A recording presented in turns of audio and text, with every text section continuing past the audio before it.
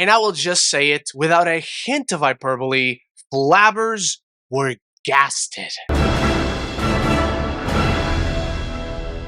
Welcome back, movie fans, to my spoiler-free review of Mission Impossible Dead Reckoning Part 1.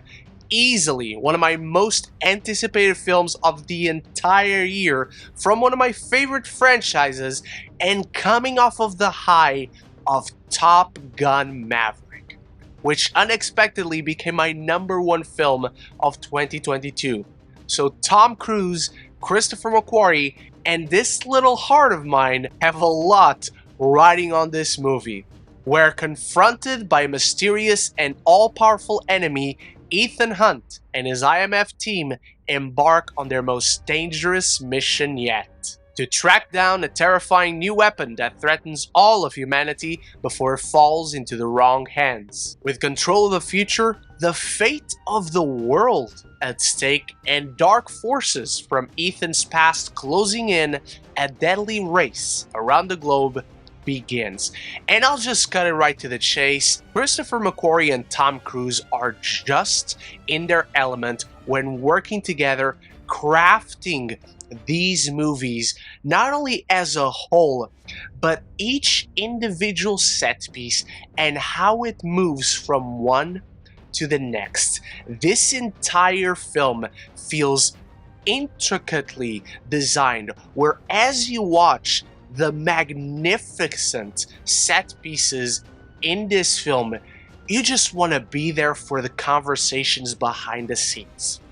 How they get from beat to beat, and how they add layers of suspense and tension. It very much has become a trademark of the franchise at this point, especially since McQuarrie joined in, but Mission Impossible as a whole, from the beginning, is one of the most genuinely fascinating franchises out there for me, where they started as one thing and they were good, they had some stumbles, and ever since Ghost Protocol, they just keep on elevating themselves, where the stunt behind the scene is as spectacular as what you see put together, edited with visual effects added around Tom Cruise, and you get an experience unlike any other. Dead Reckoning is exactly that for 2 hours and 43 minutes that absolutely fly by.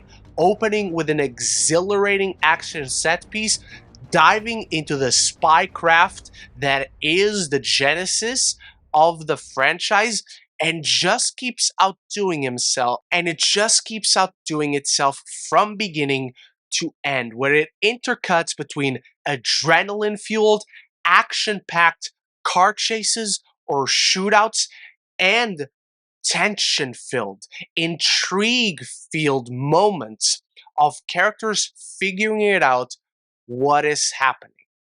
How far are they ahead of the enemy? Or vice versa. And it's that keeps you so engaged with the narrative and with these characters. And what makes the action set pieces stand out is that they don't feel the same.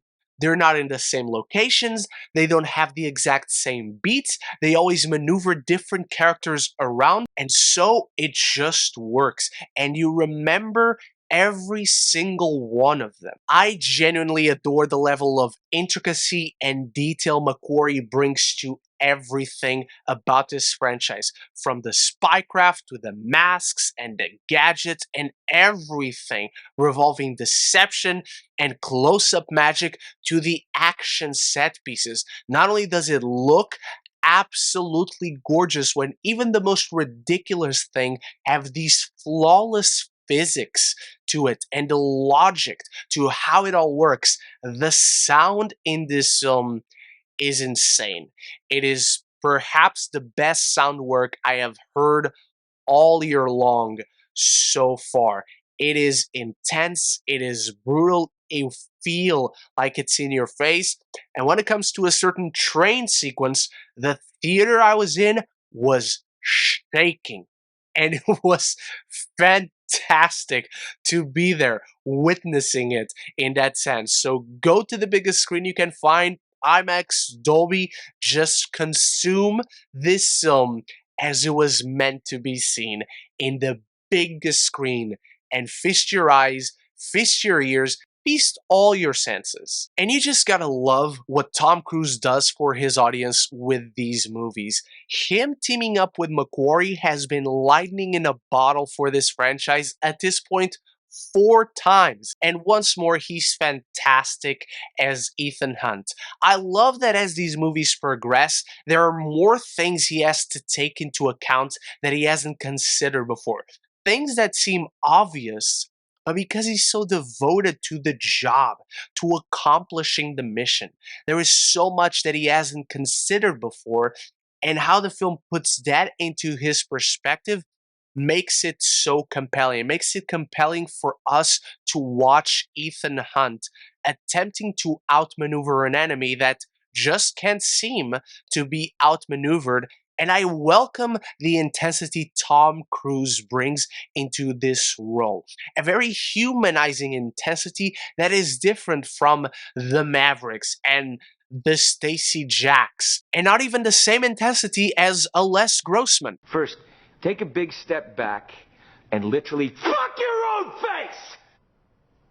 And it's not just him. Every returning cast member is in top form, from Rebecca Ferguson as Ilsa Faust, Simon Pegg, Ving Rhames. The dynamic between the team and how it evolves from film to film makes it all feel so refreshing. But Haley Atwell might steal the show from me. She's absolutely one of the best actresses working today. She is one of my main crushes, and I love the dynamic she brings to this, where she's not a spy. She doesn't know anything about this world. She is in way over her head, and the challenges she has to face, and how Ethan is trying to protect her and bring her into this world. And so the film puts him in an interesting position where he has to face all these challenges too, of trying to survive and having this person who cannot survive on her own within this world with everyone after them, and he has to try and keep her safe.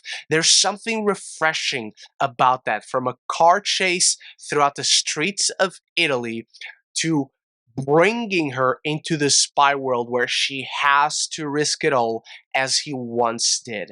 The dynamic between the two is impeccable, and Palm Clementif is such a badass in this. I also really love that Kittredge is in this. I love how the Mission Impossible movies have been bringing back these old elements from the older movies that felt detached from what the franchise eventually became, but it's not just throwing them all at once. It's being very careful, very deliberate to when and how it adds these elements from movie to movie. And Kittredge is exactly that. The relationship between him and Ethan speaks so much to what it was in the first movie, but has evolved tremendously. And so you get a sense of history that makes this world, the IMF force, and everything these characters have been through so lived in and feel so somewhat grounded. And grounded is the key word for this, because you don't expect that going into a Mission Impossible movie with all these crazy stunts. And yet, not for a frame do you doubt that Tom Cruise is actually pulling off these stunts for real himself. There are CGI elements added around it. There's a train sequence we're going to be talking about for years, and I cannot wait to see behind the scenes breakdowns of it, how they designed each beat and each layer of this fantastic action set piece, where at every beat they're able to find new challenges for the characters despite you being in the same scene, in the same set piece, and yet there's all these layers added to it, and it's fantastic. Still, for as many things that can feel grounded in this film, the villain or villains is where we run into some issues. As the trailers have revealed, and everyone is talking about it, it's apropos and timely that AI is the villain, and it feels like an interesting, fitting idea for Mission Impossible. But I found the villain in this film to be somewhat overdeveloped and underwritten at the same time. There just isn't a lot you understand about this entity by the end of the film that you didn't figure out already at the beginning. And all the ideas and concepts around it are interesting, but they feel very vague. Isaiah Morales as Gabriel, essentially the emissary of this entity, brings an intensity to it all that is welcoming, that really counterbalances that of Ethan's. But there still isn't a lot to him beyond that. He just feels like a messenger. There is one massive character beat in this film that I don't know that it felt entirely earned. Narratively, it was set up, foreshadowed, and fits with the themes of the film, but I don't know that it came at the right time. And so it's one of those small but important moments I'm still struggling to figure out exactly how I feel 100%. Last thing to talk about here is that this is a part 1. And I will say this, while it does set up a bigger story, bigger arcs, bigger events, hopefully bigger payoffs, Dead Reckoning Part 1 is clearly a complete tale unto itself. Everything feels concluded. There is a resolution, and character arcs are completed. There is growth for each character. Doesn't feel like it leaves you hanging at any point. And in a year filled with part 1s or part 2s, and we got the next parts coming from Fast X to Spider-Man Across the Spider-Verse, this feels like the most complete and onto itself part of something bigger that we've gotten this year so far. And it's easily one of the best movies of the year, easily the best summer blockbuster of 2023 thus far. So, as I dive into my final thoughts on Mission Impossible Dead Reckoning Part 1,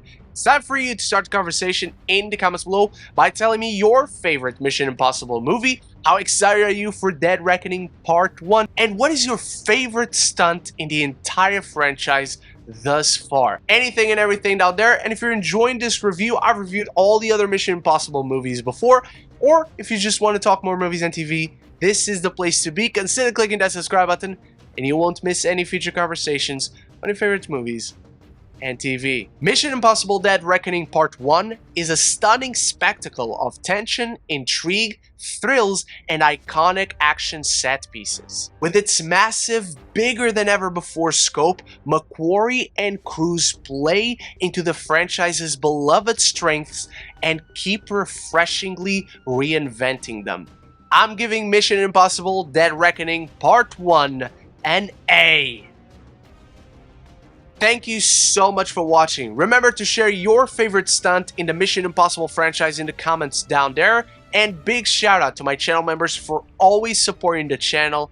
And I'll be back very soon. So until the next one, love each other and love the movies.